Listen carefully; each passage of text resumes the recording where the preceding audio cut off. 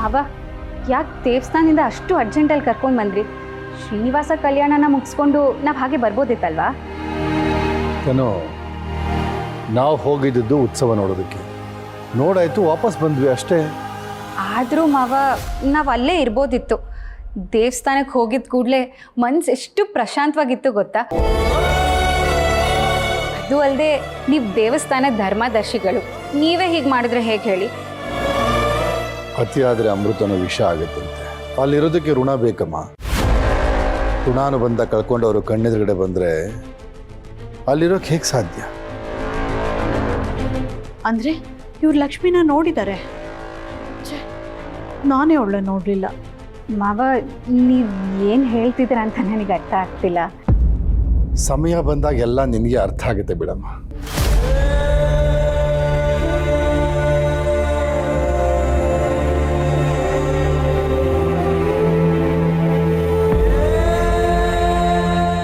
ಅಲ್ಲ ಅತ್ತೆ, ಮಾವ ಕರ್ಕೊಂಬ ಅಂತ ಹೇಳಿದ ತಕ್ಷಣ ನೀವು ಹಾಗೆ ನಮ್ಮನ್ನು ಕರ್ಕೊಂಬಂದ್ಬಿಡೋದ? ನೀವಾದರೂ ಅವ್ರಿಗೆ ಹೇಳಬೇಕಿತ್ತು ತಾನು ಅಲ್ಲೇ ಇರ್ತೀವಿ ಅಂತ. ನಮ್ಮ ಮಾತು ಅವರೆಲ್ಲಮ್ಮ ಕೇಳ್ತಾರೆ, ಅವ್ರು ಹೇಳಿದ್ದೇ ನಡಿಬೇಕು. ಸರಿ ಬಿಡಿ, ದೇವ್ರ ಹತ್ರ ಏನು ಕೇಳ್ಕೊಂಡ್ರಿ? ನಾನು ಕೇಳೋದಿಲ್ಲ, ಆ ದೇವ್ರು ಯಾವತ್ತೂ ನೆರವೇರಿಸಲ್ಲಮ್ಮ. ಅತ್ತೆ, ನೀವು ಮಾವಿನ ಥರ ಒಗ್ಗಟ್ಟೊಗ್ಗಟ್ಟಾಗಿ ಮಾತಾಡ್ತಿದ್ದೀರಲ್ಲ, ಏನಾಗಿದೆ ನಿಮ್ಮಿಬ್ರಿಗೂ? ಕೆಲವೊಂದು ಪ್ರಶ್ನೆಗಳಿಗೆ ಪ್ರಶ್ನೆನೇ ಉತ್ತರ, ನಿಜವಾದ ಉತ್ತರ ಸಿಗಲ್ಲಮ್ಮ. ಅದನ್ನು ಹುಡುಕೋ ಪ್ರಯತ್ನನೂ ಮಾಡಬಾರ್ದು.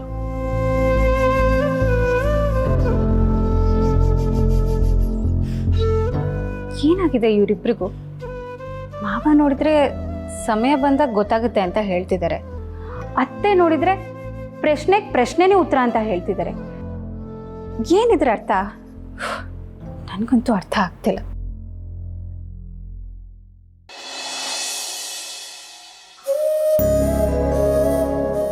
ಉತ್ಸವ ತುಂಬ ಚೆನ್ನಾಗಾಯ್ತು.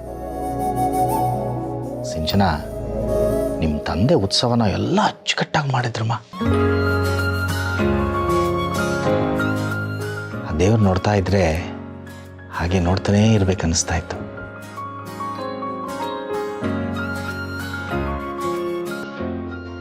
ಜೊತೆಗೆ ನಮ್ಮ ಭಾವನೆಗೆ ಕಂಕಣ ಕೂಡ್ಬರೋ ಪೂಜೆ ಸಹ ನಿರ್ವಿಘ್ನವಾಗಾಯಿತು.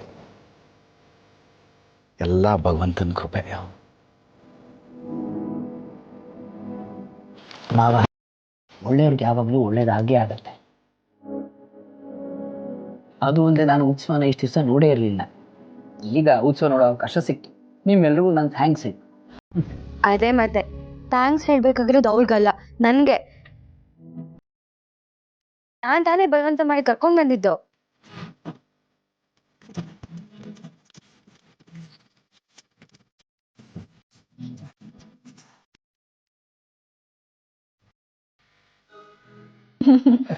ಆದ್ರೆ ಉತ್ಸವ ಬೇಗ ಮುಗ್ದೋಯ್ತಪ್ಪ.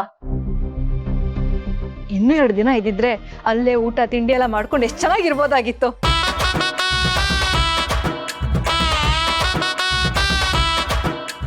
ಈಗೂ ಇಲ್ಲೇನು ಬಿಟ್ಟಿ ಊಟನೇ ತಾನೇ ಸಿಗೋದು.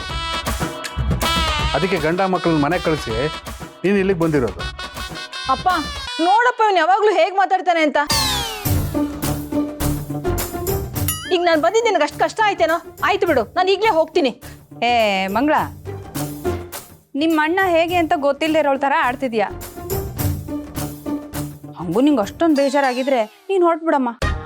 ಅದ್ಗೆ ನಾನು ತಮಾಷೆ ಮಾಡಿದ್ದು. ಹೋಗ್ತೀನಿ ಅಂದ ತಕ್ಷಣ ಹೋಗ್ಬಿಡ್ತೀನಾ? ಅದು ಅಲ್ಲದೆ ತವ್ರ ಮೇಲೆ ಸಿಗೋ ನೆಮ್ಮದಿ ಗಂಡನ ಮೇಲೆ ಎಲ್ಲಿ ಸಿಗುತ್ತೆ ಹೇಳಿ? ಹಾಗಾಗಿ ನೆಮ್ಮದಿ ತಗೊಳಕ್ಕೆ ಅಂತಾನೆ ನಾನು ಇಲ್ಲಿಗೆ ಬರೋದು.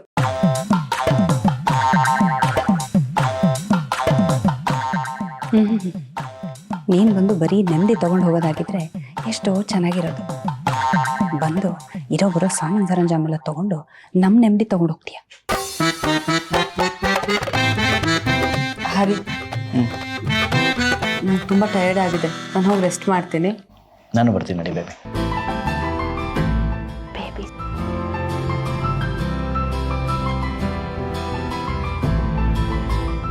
ವೀಣಾ, ಎಲ್ರಿಗೂ ಒಳ್ಳೆ strong coffee ಮಾಡ್ಕೊಂಬಮ್ಮ.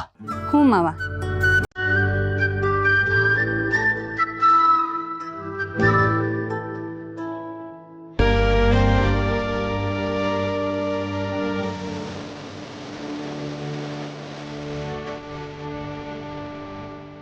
ಅದೇಂದ್ರೆ Lakshmi room clean ಮಾಡ್ತಾ ಇದ್ದಾಳೆ, ನೀವಿಬ್ರು ನಮ್ಮ ರೂಮಲ್ಲೇ ಇವತ್ತು ಮಲ್ಕೊಳ್ಳಿ.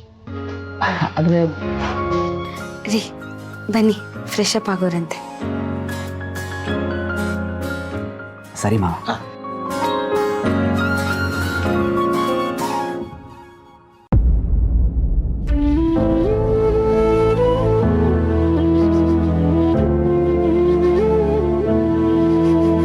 ಅಮ್ಮ ತಿನ್ನಕ್ಕೆ ಏನಾದರೂ ಕೊಟ್ಟು.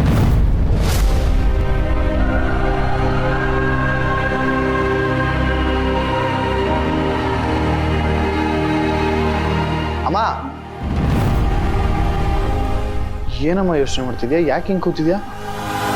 ಏನಿಲ್ಲಪ್ಪ, ನಾನು ಆರಾಮಾಗಿದ್ದೀನಲ್ಲ. ಇಲ್ಲಮ್ಮ, ಊರು ಉತ್ಸವದಿಂದ ಬಂದಾಗಿಂದ ನಾನು ನೋಡ್ತಾ ಇದ್ದೀನಿ, ನೀನು ನಾರ್ಮಲ್ ಆಗಿಲ್ಲ, ಏನೋ ಯೋಚನೆ ಮಾಡ್ತಿದ್ಯಾ. ಏನಾಯ್ತಮ್ಮ? ನಾವು ಮಾಡಿರೋ ತಪ್ಪಿನ ಅರಿವಾದಾಗ ತುಂಬಾ ಬೇಜಾರಾಗುತ್ತೆ ಕಣ. ತಪ್ಪ? ಅಮ್ಮ ಏನಮ್ಮ ಹೇಳ್ತಿದ್ಯಾ? ನೀನೇನು ತಪ್ಪು ಮಾಡಿದ್ಯಾ? ನಾನು ತುಂಬಾ ತಪ್ಪು ಮಾಡಿದ್ದೀನಿ ಕಣ. ನನ್ನ ಕಣ್ಮುಂದೆನೇ ಅನ್ಯಾಯ ನಡೀತಾ ಇದ್ರು ಅದನ್ನ ತಡೀದೆ ತಪ್ಪು ಮಾಡಿದ್ದೀನಿ. ನಿಮ್ಮಪ್ಪ ಮಾಡಿದ ತಪ್ಪನ್ನೆಲ್ಲ ಸರಿ ಅಂತ ಒಪ್ಕೊಂಡು ತಪ್ಪು ಮಾಡಿದ್ದೀನಿ.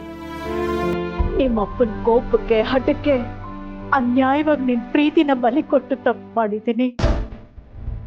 ಇದನ್ನೆಲ್ಲ ಆಗ್ಲೇ ತಪ್ಪು ಅಂತ ಒಂದು ಸಲ ಧ್ವನಿ ಎತ್ತಿ ಮಾತಾಡಿದ್ರೆ ಎಲ್ಲವನ್ನ ತಡಿಬೋದಾಗಿತ್ತು.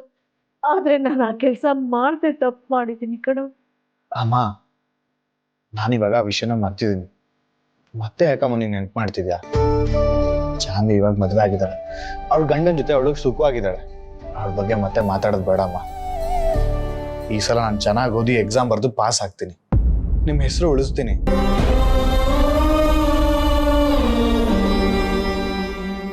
ನೀನೇನೋ ನಮ್ಮ ಹೆಸರು ಉಳಿಸ್ತೀನಿ ಅನ್ನೋಷ್ಟು ಬದಲಾಗಿದ್ಯಾ. ಆದ್ರೆ ನಿಮ್ಮಪ್ಪ ಹಳೆ ಘಟನೆನ ನೆನಪಲ್ಲಿ ಇಟ್ಕೊಂಡು ಇನ್ನೂ ಹಠ ಸಾಧಿಸ್ತಾ ಇದ್ದಾರೆ. ಅದನ್ನ ನಿನ್ನ ಹತ್ರ ಹೇಳಕ್ಕೂ ಆಗ್ತಿಲ್ಲ, ಬಿಡಕ್ಕೂ ಆಗ್ತಿಲ್ಲ. ಅಮ್ಮ ನನ್ನ ಮಾತಿನ ಮೇಲೆ ನಂಬಿಕೆ ಬರ್ತಿಲ್ವಾ? ಒಂದ್ಸಲ ಜೀವನದಲ್ಲಿ ದಾರಿ ತಪ್ಪಿದ್ದೀನಿ, ಮತ್ತೆ ತಪ್ಪದಾರಿಗೆ ಹೋಗಲ್ಲಮ್ಮ. ನೀನ್ ಮತ್ತೆ ತಪ್ಪದಾರಿಗೆ ಹೋಗಲ್ಲ ಅಂತ ನನಗೆ ಗೊತ್ತು ಕಣ. ಆದ್ರೆ ನಾವು ಮಾಡಿರೋ ತಪ್ಪುಗಳನ್ನ ನೆನೆಸ್ಕೊಂಡ್ರೆ ನನಗೆ ತುಂಬಾ ಬೇಜಾರಾಗುತ್ತೆ. ಅಮ್ಮ ಏನಾಗಲ್ಲ ಅಮ್ಮ, ಎಲ್ಲ ಒಳ್ಳೇದೇ ಆಗುತ್ತೆ.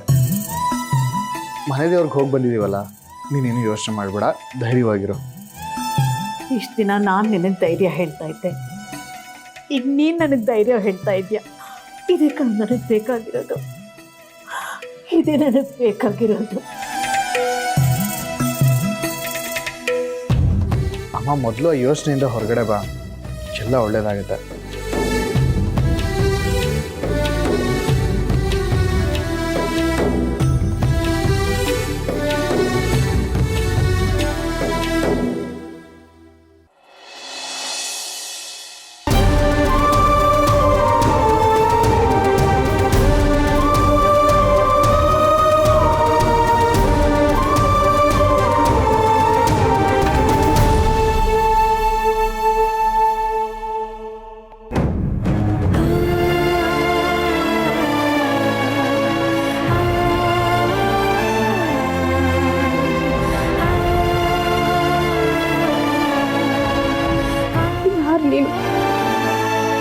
ನಾನು ನಿನಗೆ ಏನು ಅನ್ಯಾಯ ಮಾಡಿದೆ ಅಂತ ನನ್ನ ಜೀವನ ಜೊತೆ ಈಗ ಆಟಾಡ್ತಿದ್ಯಾ?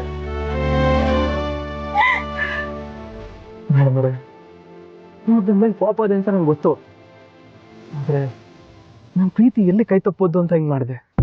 ಇಷ್ಟಪಟ್ಟವ್ರ ಉಳಿಸ್ಕೋದು ತಪ್ಪ? ನೀವೇ ಹೇಳಿ. ನೀನು ತುಂಬಾ ದೊಡ್ಡ ತಪ್ಪು ಮಾಡಿಬಿಟ್ಟೆ. ನಾನೀಗ ಎಂಥ ಪರಿಸ್ಥಿತಿನಲ್ಲಿ ಸಿಕ್ಕಾಕೊಂಡಿದ್ದೀನಿ ಗೊತ್ತಾ? ಮನೆಯವ್ರು ಕೇಳಿದ್ರೆ ನಾನು ಏನು ಹೇಳಲಿ? ಈ ಸಮಾಜಕ್ಕೆ ಏನು ಉತ್ತರ ಕೊಡ್ಲಿ?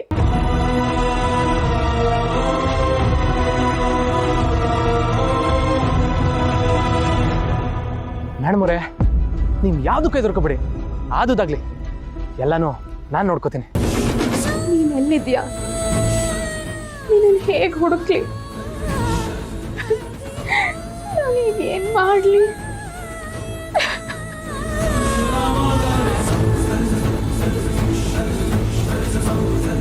ಈಗಷ್ಟೇ ಖುಷಿ ಜೊತೆ ನನ್ನ ಜೀವನ ಶುರು ಆಗ್ತಿದೆ ಅಂತ ಅನ್ಕೊಂಡೆ. ಆದರೆ ನೀನು ಬಂದು ಶುರು ಆಗ್ತಿದ್ದ ಜೀವನನ ಇಲ್ಲಿಗೆ ಮುಗಿಸ್ಬಿಟ್ಟಿಯಲ್ಲ.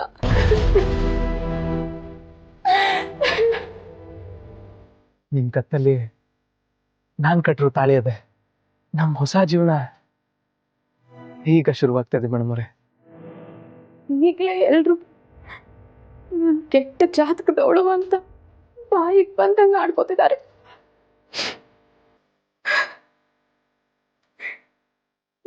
ಏನ್ ಮಾತಾಡ್ಕೋತಾರೋ ಏನು. ನನ್ನ ತಮ್ಮಲಿ ಬಗ್ಗೆ ಯಾರು ಏನಾರ ಅನ್ಕೊಳ್ಳಿ, ನನ್ನ ಪಾಲ್ಗೆ ನೀವೇ ನನ್ನ ಅದೃಷ್ಟ ದೇವತೆ. ಇವತ್ತಲ್ಲ ನಾಳೆ ನಿಮ್ಮ ಹತ್ರ ಎಲ್ಲಾನು ಹೇಳ್ಕೊಂಡು ನಿಮ್ ಜೊತೆಲೇ ಇರ್ತೀನಿ. ಕಷ್ಟವಾಗ್ಲಿ ನಷ್ಟವಾಗ್ಲಿ, ನೋವಾಗ್ಲಿ ಖುಷಿಯಾಗ್ಲಿ, ಸಾವಾಗ್ಲಿ ಬದುಕಾಗ್ಲಿ, ಇನ್ ಮುಂದೆ ನಿಮ್ ಜೊತೆಲೆ. ಇನ್ ಮುಂದೆ ಯಾವತ್ತೂ ನಿಮ್ ಕೈ ಬಿಡೋದಿಲ್ಲ. ನೀವು ಖುಷಿಯಾಗಿರ್ಬೇಕು, ಜಾಸ್ತಿ ಜಾಸ್ತಿ ಜಾಸ್ತಿ ಜಾಸ್ತಿ ಖುಷಿಯಾಗಿರ್ಬೇಕು. ನನ್ ಖುಷಿನೇ ಕಿತ್ಕೊಂಡ್ಬಿಟ್ಟಿಯಲ್ಲ, ಕಿತ್ಕೊಂಡ್ಬಿಟ್ಟಿಯಲ್ಲ.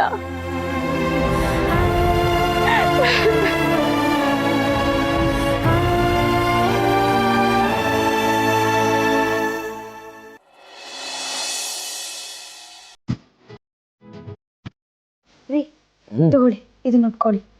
ಚಿನ್ನು ಮರಿ, ನನಗೆ ಪಂಚೆ ಎಲ್ಲಿ ಉಡಕ್ ಬರುತ್ತೆ?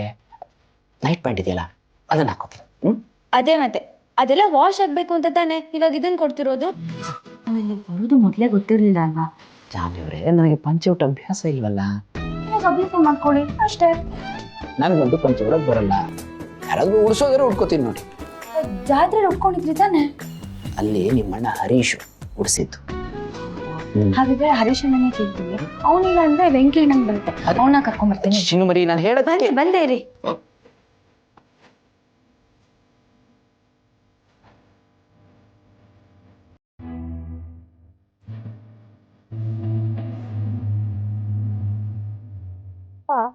ವೆಂಕಿ ಅಣ್ಣ ಇಲ್ಲಿ ಇವಾಗೆಲ್ಲ ಹೋದಮ್ಮ?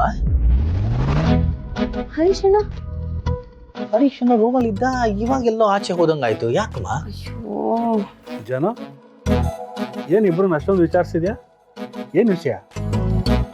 ಅದು ಅವರಿಗೆ ಪಂಚೆ ಉಟ್ಕೊಳಕ್ ಬರಲ್ಲ, ಅದಕ್ಕೆ ಅವನು ಗೊತ್ತಲ್ವಾ ಆ ಪಂಚೆ ಹೇಗೆ ಉಟ್ಕೊಳ್ಳೋದು ಅಂತ ಹೇಳ್ಕೊಡ್ತಾರೆ ಅಂತ. ಪಂಚೆ ಉಟ್ಕೊಳಕ್ ಬರಲ್ವಾ? ಅಯ್ಯೋ, ಅದಕ್ಕೆ ತಾನೇ ಇಲ್ಲಿ ಬಂದು ಕೇಳ್ತಿರೋದು. ಜಾನು, ಅಳಿಯಂದ್ರಿಗೆ ಪಂಚೆ ಉಟ್ಕೊಳ್ಳೋದು ಹೇಗೆ ಅಂತ ನಾನು ಬೇಕಾದ್ರೆ ಹೇಳ್ಕೊಡ್ತೀನಿ. ಅಯ್ಯೋ ಬೇಡ ಅಪ್ಪ, ನೀನ್ ಬಂದ್ರೆ ಅವ್ರು ಸುಮ್ಮನೆ ನಾಚಿಕೆ ಪಟ್ಕೋತಾರೆ. ಜಾನು, ಯಾಕೆ ಅಷ್ಟೊಂದು ಯೋಚನೆ ಮಾಡ್ತೀಯ? ನಿನ್ನ ಗಂಡನಿಗೆ ಪಂಚೆ ಉಟ್ಕೊಡೋದು ನೀನೇ ಹೇಳ್ಕೊಡೋ.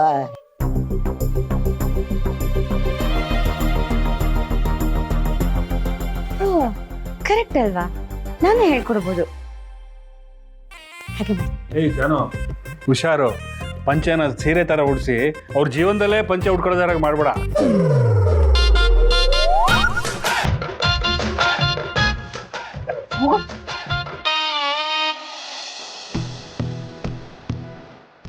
ಅದಕ್ಕೆ ನಾನು ಹೇಳಿದೆ ಪಂಚೆ ಬೇಡ, ನಾನು ಇದೇ ಡ್ರೆಸ್ಸಲ್ಲಿ ಇರ್ತೀನಿ ಅಂತ. ಅದೇ ಮತ್ತೆ ಅವ್ರು ಯಾರೋ ಏನೇನೋ ಅಂತಾರೆ ಅಂತ ನೀವು ಹೀಗೆ ಇದ್ಬಿಡಕ್ಕಾಗುತ್ತಾ?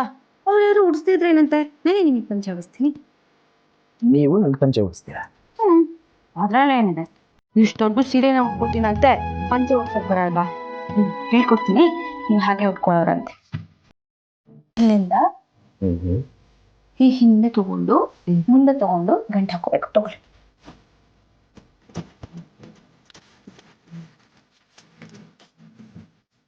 ಮುಂದೆಯಿಂದ ಹಿಂದೆ ತಗೊಂಡು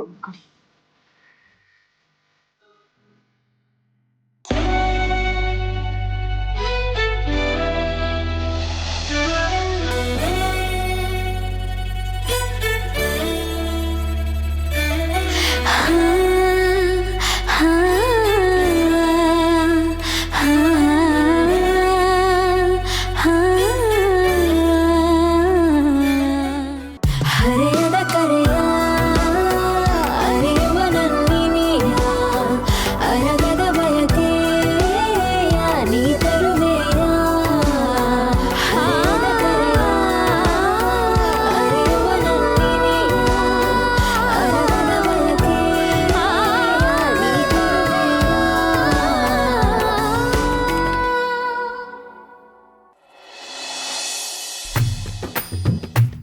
ಈ ಹಬ್ಬ ಹರಿದಿನ ಉತ್ಸವ ಇದೆಲ್ಲ ಯಾಕೆ ಬರುತ್ತೆ ಅಂತಲೇ ಅರ್ಥ ಆಗಲ್ಲ ಕಣ. ಜನ ದುಡ್ಡು ನೀರು ಥರ ಖರ್ಚು ಮಾಡ್ತಾರೆ. ಅದೇ ದುಡ್ಡನ್ನ ಹೇಗೆ ದುಡಿಬೇಕು ಅಂತ ಯೋಚನೆ ಮಾಡಲ್ಲ. ಬ್ರೋ, ಬರೀ ಕೆಲಸ ಮಾಡ್ತಾ ಇದ್ರೆ ಹೇಗೆ? ಇದು ಬೇಕಾಗುತ್ತೆ. ನಿನ್ನೆ ದೇವಸ್ಥಾನದಲ್ಲಿ ನೋಡಿದಲ್ಲ, ಎಲ್ಲರೂ ಎಷ್ಟು ಖುಷಿಯಾಗಿತ್ತು ಅಂತ. ಆ ಖುಷಿಗೆ ಬೆಲೆ ಕಟ್ಟಕ್ಕಾಗತ್ತಾ? ಬರೀ ದುಡಿತಾನೆ ಇದ್ರೆ ಖರ್ಚು ಮಾಡೋದು ಯಾವಾಗ? ನಿನಗೇನಪ್ಪ ಬಿಸ್ನೆಸ್ ಮಾಡ್ತಿದ್ಯಾ, ನಿನಗೇನೋ ತೊಂದರೆ ಇಲ್ಲ. ನಾನು ತಿಂಗಳ ಸಂಬಳಕ್ಕಿರೋನು. ತಿಂಗಳು ಮೊದಲು ಸಂಬಳ ಬರುತ್ತೆ, ತಿಂಗಳು ಕೊನೆಗೆ ಎಲ್ಲ ಖರ್ಚಾಗಿ ಜೇಬು ಖಾಲಿಯಾಗಿರುತ್ತೆ. ಹಬ್ಬ ಮುಗಿಸ್ ಬರೋಷ್ಟರಲ್ಲಿ ಹೇಗೋ ನನ್ನ ಸಾಲ ಎಲ್ಲ ಸೆಟಲ್ಮೆಂಟ್ ಆಗ್ತಿದೆ. ಹಾಗೆ ಅಣ್ಣನ ಹತ್ರ ಕದ್ದಿರೋ ದುಡ್ಡು, ಬೇಬಿ ಒಡವೆಗಳನ್ನ ಬಿಡಿಸ್ಕೊಂಡು ಬಂದ್ಬಿಟ್ರೆ ಕಾಡ್ತಿರೋ ಪಾಪ ಪ್ರಜ್ಞೆ ದೂರ ಆಗ್ಬಿಡುತ್ತೆ. ದೇವ್ರೆ, ನಾನು ಮಾಡಿರೋ ತಪ್ಪನ್ನು ಸರಿ ಮಾಡ್ಕೊಳಕ್ಕೆ ಒಂದೇ ಒಂದು ಅವಕಾಶ ಮಾಡಿಕೊಡೋ ದೇವ್ರೆ. ಏಯ್, ಏನ ಒಳ್ಳೆ ಕಳ್ಳನ ಥರ ನೋಡ್ತಿದ್ಯಲ್ಲ? ಕಳ್ತನ ಮಾಡಿದ್ಯಾ? ಬ್ರೋ, ಏನು ಮಾತಾಡ್ತಿದ್ಯಾ ಬ್ರೋ? ಸರಿಯಾಗಿ ದುಡಿಯೋಕ್ಕೆ ಬರಲ್ಲ, ಇನ್ನು ಕಳ್ತನ ಅಂತಿದ್ಯಲ್ಲ ನೀನು. ತಮಾಷೆ ಹೇಳಿದೆ ಕಣ, ಯಾಕೋ ಸೀರಿಯಸ್ ಆಗ್ತೀಯಾ? ತಗೋ ಸೇದು. ಕಳ್ತನ ಗಿಳ್ತನ ಅಂದರೆ ಭಯ ಆಗಲ್ವಾ? ನಿನಗೆ ಭಯ ಆಗುತ್ತಾ ಬಿಡುತ್ತೋ? ಭಯ ಆಗ್ಬೇಕಾದವ್ರಿಗೆ ಆಗ್ಬೇಕಲ್ವಾ? ಕಷ್ಟಪಟ್ಟು ಸಂಪಾದನೆ ಮಾಡಿದ ದುಡ್ಡು ಎಲ್ಲ ಹೋಯ್ತು. ಏನು ಬ್ರೋ, ದುಡ್ಡು ಕಳ್ತನ ಯಾರು? ನಂದಲ್ಲ ಕಣ, ಅವತ್ತು ಹೇಳಿದ್ನಲ್ಲ ನನ್ನ ಫ್ರೆಂಡ್ದು ಕಳ್ತನ ಆಗಿದೆ. ಫ್ರೆಂಡ್? ಅವಂದು ಪಾಪ ಅವನ ಪರಿಸ್ಥಿತಿ ನೋಡೋಕ್ಕಾಗ್ತಿಲ್ಲ.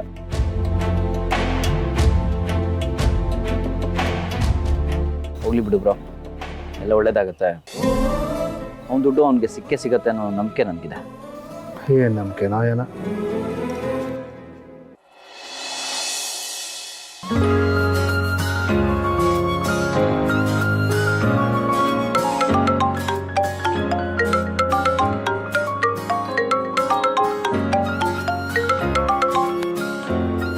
ನಮಸ್ಕಾರ ಸೀನಣ್ಣ. ನೋಣ ನಮಸ್ಕಾರ. ಏನು ಸಮಾಚಾರ? ಅಲ್ಲ, 2-3 ದಿವಸ ಆಯಿತು ಕೆಲ್ಸಕ್ಕೆ ಬಂದೇ ಇಲ್ವಲ್ಲ, ಮಾತಾಡೋಣ ಅಂತ ಫೋನ್ ಮಾಡಿದೆ. ಅದು ಉತ್ಸವ ಇತ್ತು, ಅದು ಅಲ್ಲದೆ ಅಳಿಯ ಮಗಳೆಲ್ಲ ಮನೆಗೆ ಬಂದಿದ್ರು, ಹಾಗಾಗಿ ಒಂದು 3 ದಿನ ರಜಾ ಹಾಕಿದ್ದೆ. ಅಲ್ಲ ಸೀನಣ್ಣ, ಈ ಟೈಮ್ನಲ್ಲಿ ರಜಾ ಹಾಕೋದು ಬೇಕಿತ್ತಾ? ಯಾಕೆ, ಏನಾಯ್ತು? ಕಂಪ್ನಿಲಿ ರಿಟೈರ್ಮೆಂಟ್ ಈ ವಾರನೇ ಲೇ ಆಫ್ ಅಂತ ಮಾತಾಡ್ತಾವ್ರೆ. ನೀನು ಬೇರೆ ಬಂದಿಲ್ಲ, ಅದಕ್ಕೆ ಏನೋ ಎತ್ತು ಅಂತ ಭಯ ಆಯ್ತಾ ಇತ್ತು. ರಮಣ, ನಾನೇ MD ಸಾಹೇಬ್ರ ಹತ್ರ ಹೋಗಿ ನನಗೆ ಇನ್ನೂ 2 ವರ್ಷ ಸರ್ವಿಸ್ ಇದೆ, ಈಗಲೇ ರಿಟೈರ್ಮೆಂಟ್ ಕೊಡಬೇಡಿ, ಗಟ್ಟಿಮುಟ್ಟಾಗಿದ್ದೀನಿ, ಕಷ್ಟಪಟ್ಟು ಕೆಲಸ ಮಾಡ್ತೀನಿ ಅಂತ ಕೇಳ್ಕೊಂಡಿದ್ದೆ. ನಮ್ಮ ಮಾತೆಲ್ಲ ಎಲ್ಲಿ ನಡೀತದೆ ಸೀನಣ್ಣ? ಈ ಟೈಮ್ನಲ್ಲೇ ನೀನು ರಜೆ ಬೇರೆ ಹಾಕಿದ್ಯಾ, ಕೆಲಸದಿಂದ ತೆಗ್ದಾಕ್ಬಿಡ್ತಾರೆ ಅಂತ ಬೇರೆ ಹೇಳ್ತಾ ಇದ್ದಾರೆ. ಬಾ ನೀನು ಬೇಗ ಕೆಲಸಕ್ಕೆ. ಅಲ್ಲ, ನನ್ನ ಲೆಕ್ಕದಲ್ಲಿರೋ ರಾಜ್ಯದಲ್ಲಿ 3 ದಿನ ತೊಗೊಂಡಿದ್ದೀನಿ, ನಾನೇನು ಎಕ್ಸ್ಟ್ರಾ ಜನ ತೊಗೊಂಡಿದ್ದೀನಿ. 30 ವರ್ಷ ಹಗಲು ರಾತ್ರಿ ನಿಯತ್ತಾಗಿ ಕಂಪನಿಗೆ ದುಡ್ದಿದ್ದೀನಿ, ಈಗ 3 ದಿನ ರಜಾ ತೊಗೊಂಡ್ರೆ ಹಿಂಗೆ ಮಾಡ್ತಾರ ಹೇಳು? ಸೀನಣ್ಣ, ಈ ನೀತಿ ನಿಯತ್ತು ಎಲ್ಲ ನಮ್ಮಂಥ ಬಡವ್ರಿಗೆ ಮಾತ್ರ. ಕಂಪ್ನಿ ಇದನ್ನೆಲ್ಲ ಯಾಕೆ ನೋಡುತ್ತೆ? ಜರ್ಲಿ, ನೀನು ಬೇಗ ಕೆಲ್ಸಕ್ಕೆ ಬಾಪ, ನೀನು ಬರೋದನ್ನೇ ಕಾಯ್ತಾ ಇದ್ದೇವೆ. ಸರಿಪಾ, ನಾಳೆ ಬೆಳಗ್ಗೆನೇ ಬರ್ತೀನಿ.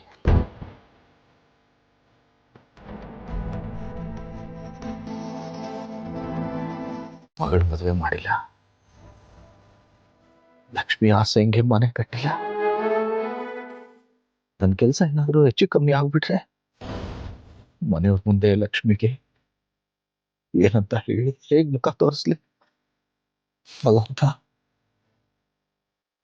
ನೀನೇ ಕಾಪಾಡಬೇಕಪ್ಪ.